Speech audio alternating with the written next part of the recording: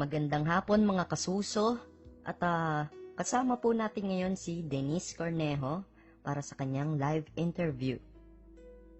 First question, what's your favorite color? Bulbonic black, tamodish white, utongic pink, phlegmatic green, reglatic red, at ebakish brown. Makulay ang buhay mo Okay, next question, what's your favorite quotation? Eto, pag wala kang contact, wala kang totnak.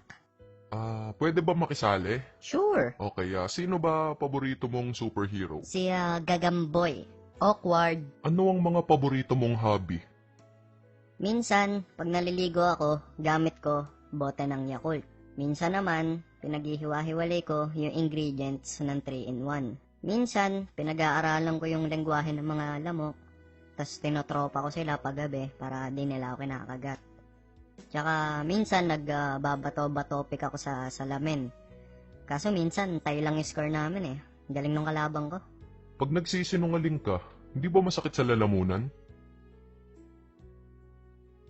Syempre, masakit. Baril.